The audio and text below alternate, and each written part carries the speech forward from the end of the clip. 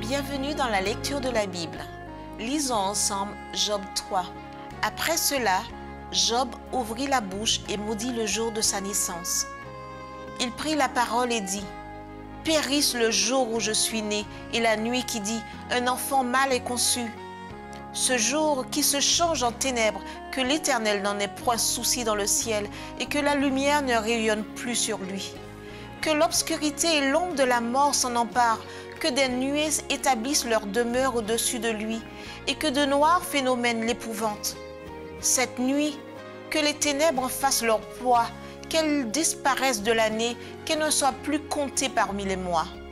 Que cette nuit devienne stérile, que l'allégresse en soit bannie.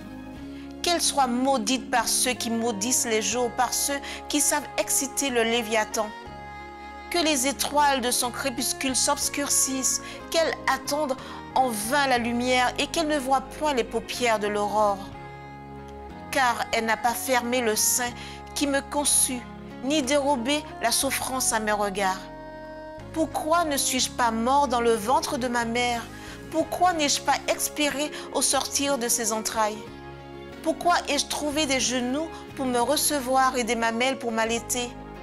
Je serai couché maintenant, je serai tranquille, je dormirai, je reposerai. Avec les rois et les grands de la terre qui se bâtirent des mausolées, avec les princes qui avaient de l'or et qui remplirent d'argent leur demeure. Où je n'existerai pas, je serai comme un avorton caché, comme des enfants qui n'ont pas vu la lumière. Ne s'agitent plus les méchants, et là se reposent ceux qui sont fatigués et sans force. Les captifs sont tous en paix, ils n'entendent pas la voix de l'oppresseur. Le petit et le grand sont là, et l'esclave n'est plus soumis à son maître. Pourquoi donne-t-il la lumière à celui qui souffre et la vie à ceux qui ont l'amertume dans l'âme, qui espèrent en vain la mort et qui la convoitent plus qu'un trésor? Qui serait transporté de joie et saisi d'allégresse s'il trouvait le tombeau? À l'homme qui ne sait où aller et que Dieu cerne de toutes parts. Mes soupirs sont ma nourriture et mes cris se répandent comme l'eau. Ce que je crains, c'est ce qui m'arrive. Ce que je redoute, c'est ce qui m'atteint.